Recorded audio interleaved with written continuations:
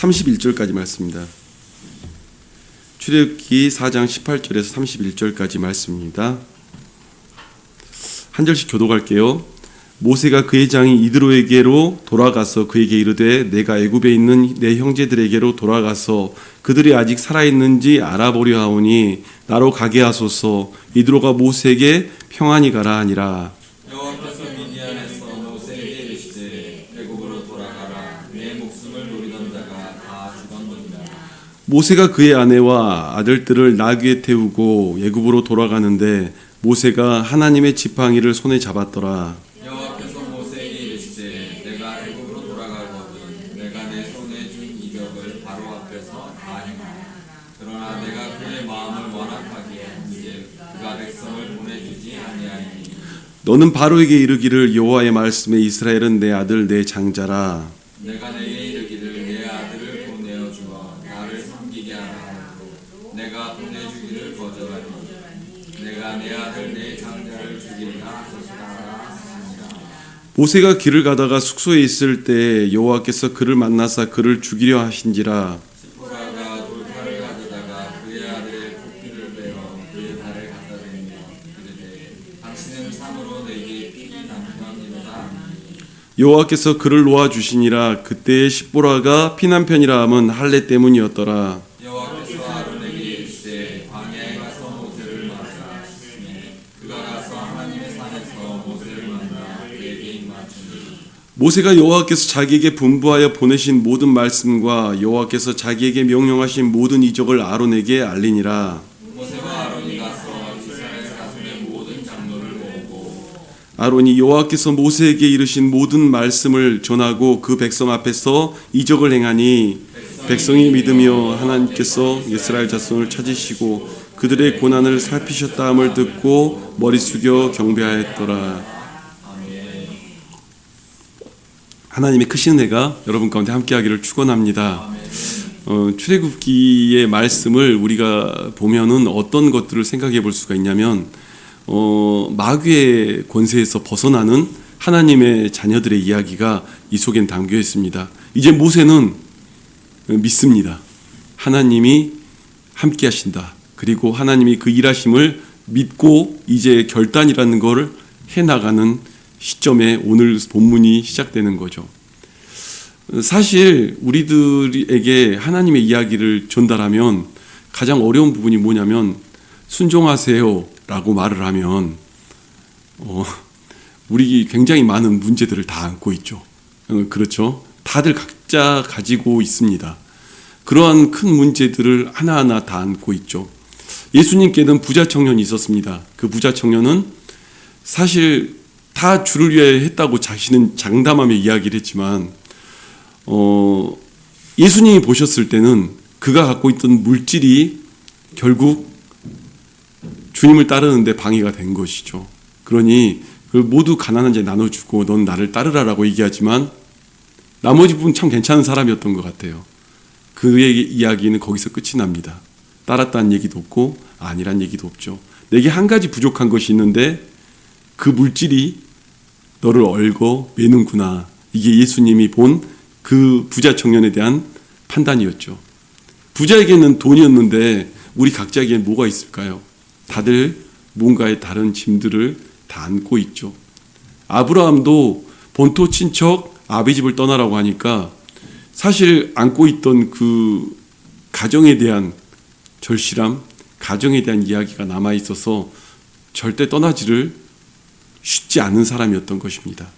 만약에 우리가 영성 훈련할 때 보면 각 성경의 캐릭터들을 이야기하면 바울 같은 사람한테 너 본토 친척 아비 집 떠나라 바로 떠났을 거예요. 그 사람에게는 그게 어려운 얘기가 아닙니다. 바울 같은 성품을 가진 사람에게 있어서는 본토 친척 아비 집 떠나는 건 아무것도 아닙니다. 그런데 아브라함에게는 너무나도 거대한 일이죠. 내가 그것을 다 내려놓고 떠난다는 엄청난 시도 속에 놓여있기 때문입니다. 그런데 제가 오늘 성경을 가지고 답을 가지고 이야기를 드리면 이 얘기를 해드릴 수가 있을 것 같아요. 순종하면 하나님이 일하십니다. 순종하면 하나님이 그 다음부터 일을 하세요. 내가 갖고 있는 걱정거리, 염려, 그 모든 문제들을 하나님이 일하시기 시작합니다. 이 모세에게는 어떠한 문제가 있었죠? 이드로라는 장인이 있었죠. 40여 년을 그 장인 곁에서 일을 했습니다. 그 물질, 환경 다 장인 것처럼 살았고 그 안에서 어찌 보면 몸에 배어버린 익숙함들이 있었죠. 제가 오늘 낮에 준호랑 이야기 나누다가 그런 이야기들 했어요. 직업군에 대한 이야기를 하다가 무슨 이야기를 했냐면, 목사님도 예전에 한번 그 기로에 놓였던 적이 있었다고 이야기를 한 적이 있습니다. 공단에서 통역 알바를 한번 하게 됐는데 선박을 만드는 회사에 통역 일을 한번 아르바이트를 한 적이 있었는데, 그 회사에서 너무 마음에 든다고 취업을 하라고 얘기를 한 거예요.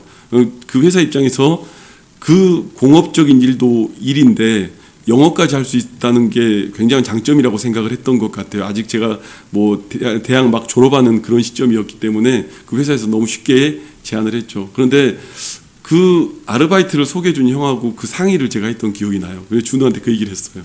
그 형이 그 얘기를 하는 거예요.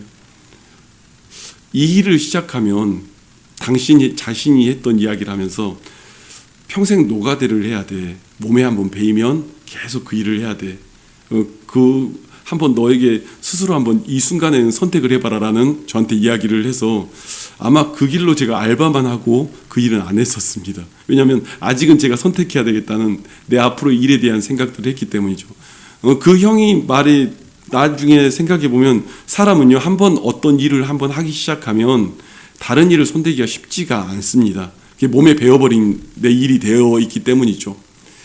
모세에게 이드로와 함께 그 양떼를 치며 그 지내는 삶은요, 40여 년을 살았고 80이 된 나이면 다른 거 새로운 거 시작한다는 거 굉장히 쉬운 얘기가 아닙니다. 그런데 그는 그 가운데서 이드로에게 이야기하는 거죠. 저 떠나야겠습니다. 이드로 장인이 흔쾌히 내보내줍니다. 어쩌면 이드로가 내보내줄까 이 고민도 했을 수도 있어요. 그렇지 않습니까? 그 밑에서 일을 40여 년을 했는데, 그런데 너무 흔쾌히 내보내주죠.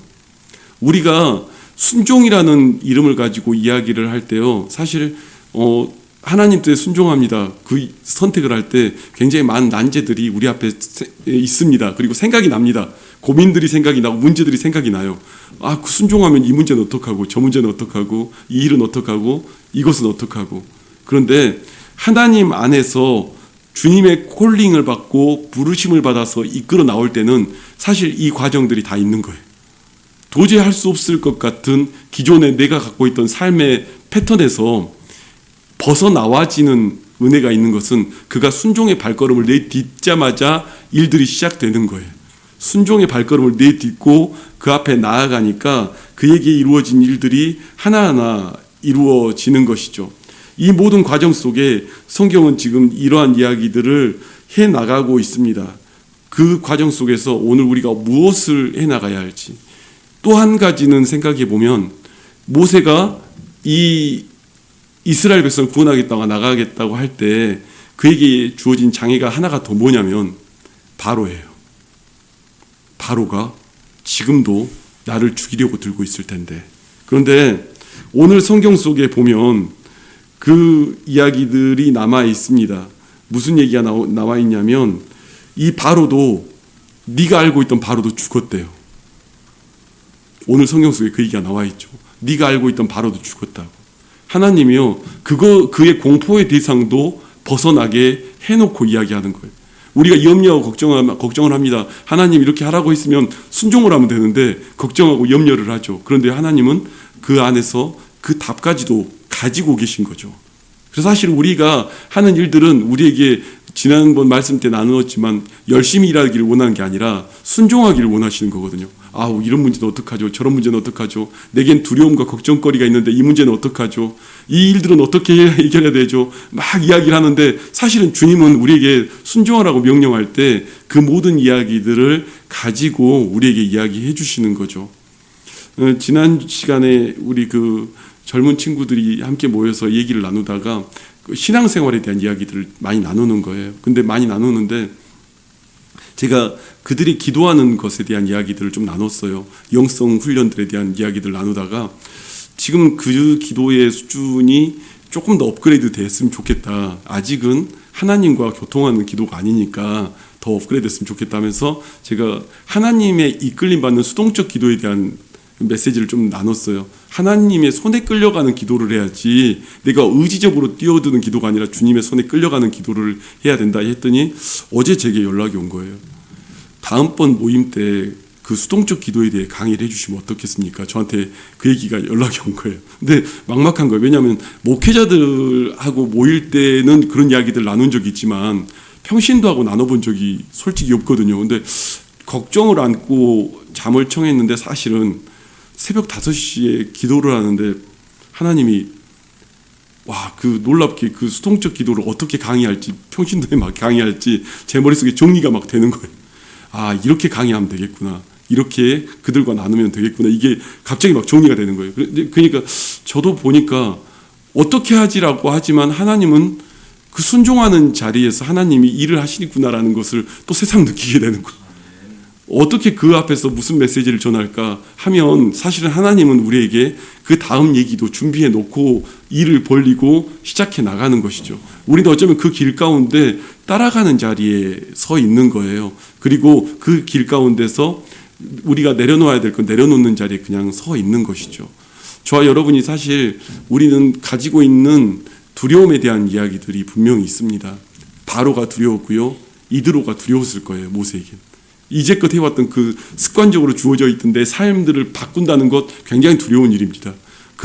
저희 나이 때 그리고 장로님 나이 때 이 나이 때도 어려운 일인데 80 나이에 이 모세가 그 일을 한다는 것은 어쩌면 이 인생의 연대로 보면 65세 정도로 우리 그 인생 연대로 계산 65세 정도 되지 않습니까? 80세면 이 사람이 120살을 살았으니까.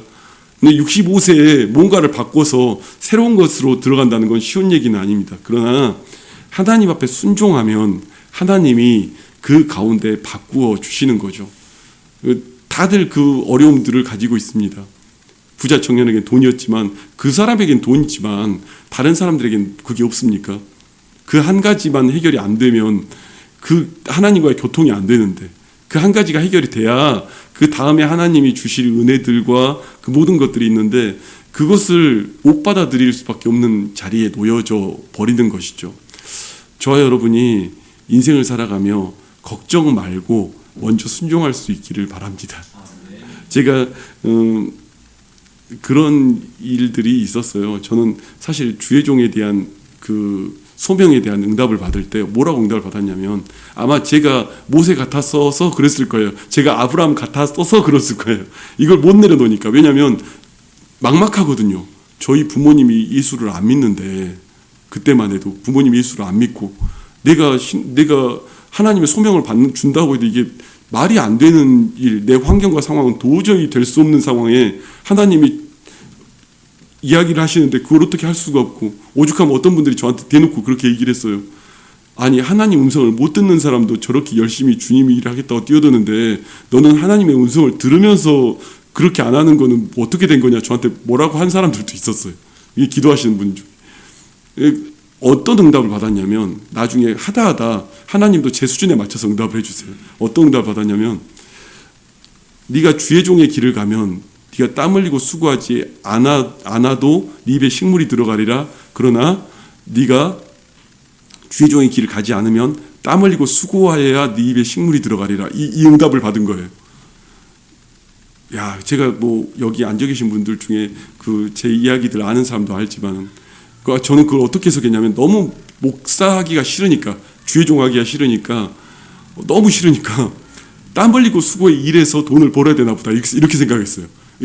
똑같은 이야기를 듣고 이렇게 해석하기가 쉽지 않은데 저는 그렇게 해석을 한 거예요. 너무 하기가 싫으니까 2년 그 길 가운데 갔습니다. 솔직히 2년 정도. 근데 2년을 방황하다 제가 나중에 신학을 하겠다고 그 목회자들 사이에 들어갔을 때 2년이면 짧게 돈 거예요 라고 제게 말씀해 주신 분들이 있더라고요. 근데 저 2년 딱 돌았습니다. 2년 동안 그 선택을 못했어요. 하나님의 종의 길을 가겠습니다. 이 말을 선택을 못했어요. 막막하니까 분명히 우리 가정도 반대할 거고 누구도 지금도 우리 형제들 중에 내가 목사하는 것을 이해하는 사람이 거의 없는데 이 상황에서 내가 한다는 자체가 도저히 용납이 안 되니까 축복 속에 되는 것도 아니고 그런데 여러분 그거 아십니까? 리어커로 과일 배달하다가 벤치를 긁으면 돈이 되겠습니까, 이 사람이? 뭐 일을 하는데 돈이 안 돼요, 뭐가. 뭐 일을 하는데 되질 않는 거예요, 뭐든지. 그러니까 뭘 망해서 그렇게 갔다는 게 아니라 땀을 흘리고 수고해도 내 입에 식물이 먹고 사는 정도만 간신히 되는 거지 뭐가 안 되는 거예요, 제 인생에서 계속. 아이러니한 건요, 나중에 전도하려고 뛰어들었는데 돈이 되는 거예요. 전도하려고 뛰어들었는데 구원받는 이들이 더하고, 전도하려고 뛰어들었는데 사실은 전도 집회도 나중에 왜 전도 집회가 됐냐면, 전도하려고 뛰어들었는데 이제 체력적인 한계가 오는 거예요. 갈수록 힘든 거야. 너무 힘드니까 기도를 했어요. 차라리 하나님 한 방에 모아놓고 한 방에 끝내 그 생각을 한 거예요. 그러니까 나중에 그런 기회가 온 거예요. 여러 사람이 모이고 그 자리에서 전도 집회를 하는 자리가 된 거지. 원래는 그냥 전도자로서 시작을 했어요. 한 사람 두 사람 이렇게 만나면서. 그런데 너무 체력적인 한계 때문에 이건 너무 비효율적입니다. 한 사람 두 사람 만나고 이렇게 하기가 너무 비효율적이니까 한꺼번에 모아놓고 한 번에 했으면 좋겠습니다. 이렇게 된 건데, 진짜 아이러니한 거는 그 전도 집회를 하는 8년 동안 애들 짜장면 값이 떨어진 적이 없어요. 어떻게 그 돈이 유지됐는지 저도 이해가 잘 안 가는데, 그게 떨어진 적도 없고 뭐 그렇다고 부유해지지도 않지만 그 복음을 위해 쓰는데 부족한 적은 한 번도 없었어요. 하나님이 하시는 일들 속에 보니까 이렇게 발을 내딛고 가는구나.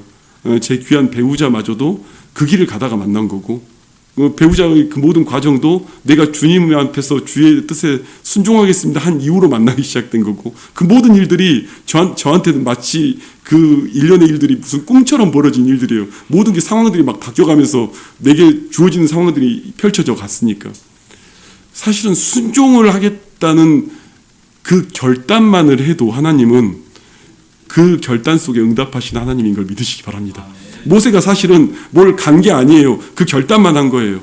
내가 주님의 뜻에 순종하겠습니다. 그 결단만 했는데 자기 주변에 펼쳐진 일들이 바뀌기 시작하는 거예요. 이드로의 마음이 바뀌고, 그 바로는 이미 죽었고, 그 모든 상황들이 그의 인생 속에 펼쳐지면서 시작된 것이죠. 그 이야기들이 오늘 이 성경 속에 펼쳐지면서 나와 있는 이야기입니다. 그런데 하나님은요, 그것만으로 끝낼 수가 없습니다. 결국은 하나님은 어떻게 일하기를 원하신 줄 아십니까? 여기 계신 분들이 가정이니까 또 그 얘기들을 좀 나눌 수 있을 것 같아요. 성경을 읽다 보면 저희는 모세를 죽이려고 한 하나님, 이것만 보이는데요. 그 윗절에 보면요, 바로의 장자를 죽이겠다고 이야기를 해요.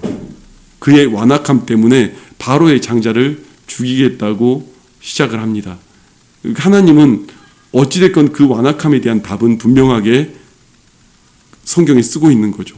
순종치 않는 자에 대한, 아무리 하나님의 이야기가 가도 순종치 않는 자에 대한 이야기는 분명히 써놓고, 그리고 나서 모세를 죽이려고 합니다. 왜 죽이려고 해요? 아들 할례를 안 한 것 때문에. 그런데 여러분 생각해 보십시오. 모세가 뭘 무서워했을까요? 요즘에 이제 젊은 분들하고 얘기하다 보면 이거 너무 공감을 하는데, 좀 연세 있으신 분들은 그래도 좀 그 남편들의 힘이 강하니까, 요즘 젊은 사람들은 의외로 그 부인 앞에 쩔쩔 매는 그런 모습들을 많이 보니까, 어쩌면 모세가 그냥 그렇게 불신자처럼 살았지만 또 한 면에서 보면은 할례를 해야 돼, 이 말을 했을 수도 있겠다는 생각이 들어요. 십보라에게 할례를 해야 돼라고 하면, 근데 십보라는 뭐라고 해요? 내가 믿는 신은 너가 믿는 여호와가 아니야. 그렇지 않습니까? 어떻게 아들한테 칼을 대 이렇게 되는 거예요 지금. 십보라 입장에서 그거 아닙니까? 그 싸움을 한 번도 못 이기고 여기까지 온 거예요. 그러니까 어찌 보면 십보라 눈치에 바로 할례가 생각나고 할례를 했다는 말은 아마 어쩌면 모세가 제안은 했겠죠. 그런데 십보라는 그걸 응하지 않은 거죠. 뭘 끊어놓기를 원하는 줄 아십니까? 하나님께서는 순종하는 그 길 속에 내가 갖고 있던 이전에 죄악으로 끌고 왔던 그 길을 끊기를 원하시는 거예요. 죄악으로 사람에 붙들려 가지고 하지 못했던 그 우상의 그 모든 과정들을 끊기를 원하시는 거예요. 이젠 하나님 편에 들어와서 내가 순종하며 길을 가기 위해서는 그래 이렇게 어찌 보면 그 모세를 치려고 하는 것 같이 보이지만 결국은 십보라에게 그 하나님에 대하여 정확하게 이야기하는 거예요. 너희 남편이 믿는 그 하나님이 어떤 분인지에 대해서 명확하게 이야기하는 거죠. 어쩌면 모세가 갖고 있던 우상에 대해서 철저하고 정확하게 성경은 이야기하고 있는지 모릅니다. 여러분, 우리가요 주님의 순종의 길을 가면 과거의 죄와 타락과 나를 열거매던 우상들을 주님의 십자가 앞에 내어놔야 합니다. 그게 내어놔야 그 다음에 하나님께서 우리에게 주어지는 그 은혜의 길들이 펼쳐지는 거예요. 참 안타까운 때가 있어요. 기도하면서 성도들을 볼 때 저 영혼은 저 문제만 해결되면 하나님께서 하나님과 이전에 대화 나눈 것들 그리고 그 응답의 이야기들 복의 복으로 채우실 하나님이 보이는데 그 문제 하나를 끝까지 부여잡고 오늘 이 모든 이야기들 속에 펼쳐진 것처럼 사는 거예요. 바로가 무섭고요. 이드로가 무섭고요. 십보라가 무섭고요. 너무 무서워서 떼어낼 수도 없고요. 그 일들이 너무 무서운 거예요. 내 앞에 펼쳐져 있는 그 모든 상황들이. 순종하라고 얘기를 해도요. 그것들이 너무 무서우니까 제대로 순종이 안 되는 거예요. 여러분, 출애굽기의 성경이 우리에게 말하고 있는 이야기는요. 어쩌면 마귀의 세력을 벗어나는 그 과정이 딱 생각하면 쉽지는 않습니다만은 하나님 굉장히 쉽게 이야기하는 거예요. 야, 일단 순종한다고 해. 아멘이세요? 일단 순종한다고 해. 그러면 그 다음은 내가 할게. 이게 하나님이에요. 네가 순종한다고 하면 너의 두려움의 모든 대상들 정리해 줄 것이요. 너의 정말 걱정하고 있는 그 모든 것들 정리해 줄 것이요. 내게 펼쳐지는 어려움의 모든 미래에 대한 일들도 내가 책임질 것이요. 여러분, 이제는 그가 갖고 있는 지팡이에 성경이 뭐라고 말하냐면 모세의 지팡이라고 안 써 있습니다. 이제는 하나님의 지팡이라고 써 있죠. 이제는 이 지팡이를 들 때마다 하나님이 나와 함께하고 붙잡아 준다라는 것이 믿어지는 거예요. 이전에는 그냥 목축하며 들고 다니던 지팡이가 이제는 하나님이 나와 함께하는 지팡이가 된 거예요. 그냥 상징적일 수 있지만 그 속에는 하나님이 이젠 나에게 내 삶과 내 인생을 책임지며 일하시는 하나님이라는 것을 아주 여실히 보여주고 있는 거예요. 모세는 이 성경의 마지막 부분을 그렇게 하고 넘어갑니다. 이젠 하나님의 지팡이를 들고 애굽을 향해 걸어가는 거예요. 물론 그 앞에 또 다른 적과 세력들이 있겠죠. 그렇지만 이제는 다른 존재로서 이야기합니다. 하나님이 일하실 거니까. 나는 그 길에 순종을 했고 하나님이 일하실 거니까. 그 길 가운데 서면서 다 나아가는 것이죠. 가끔 이제 신앙생활을 해나가는 분들과 이야기를 나누다 보면 그 부분들에 있어서 너무 많은 걱정과 고민과 이야기들을 해나오시는 분들이 있습니다. 해내면서 이야기를 해요. 나는 이런 고민들 속에 있어요. 이런 걱정들 속에 있어요. 라고 얘기를 하는데 아무리 말씀 가지고 이야기를 하면서 설명을 해도요. 자꾸 걱정이 앞서니까 안 들으려고 그래요. 아유, 목사님 이상한 소리 한다고 자꾸. 그런데 여러분, 제가 그런 분들한테 꼭 그런 얘기를 해드려요. 최소한 목사하고 대화를 이렇게 나누면 그 내용을 가지고 가서 기도해봐라. 하나님이 뭐라고 말씀하시는지. 그러면 지금 내가 하는 말이 그냥 누군가에게 떠도는 이야기가 아니라 살아있는 하나님으로 들리며 이야기가 될 거야 라고 제가 이야기를 해줍니다.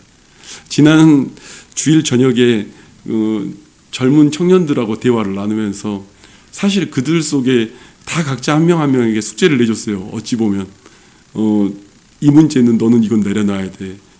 너는 이건 내려놔야 돼. 근데 다들 가장 어려운 것들이에요. 그것도 해결이 안 되는 부분들이죠. 자기의 인생에서 너무 오랫동안 안고 있던 상처, 미움, 쓴뿌리, 그리고 아픔들, 그리고 그러한 그 삶의 경험, 그 모든 것들 때문에 하나님을 못 만나는 그 한 가지씩을 다 갖고 있는 거예요. 그런데 그 숙제들 다 주면서 제가 그 얘기했어요. 최소한 목사하고 만나서 이야기를 하고 가면 돌아가서 진중하게 오늘 목사님이 하셨던 이야기를 가지고 기도해봐라. 기도해보고 하나님이 과연 내게 뭐를 원하시고 뭘 말씀하시는지. 주님이 아무리 다 해결해놨다고 해도 안 믿으면 어떡하겠습니까? 주님이 내가 순종하면 그 모든 길을 하나님이 다 해결해 놓는다고 얘기를 해도요 안 믿으시면 어떡하겠습니까?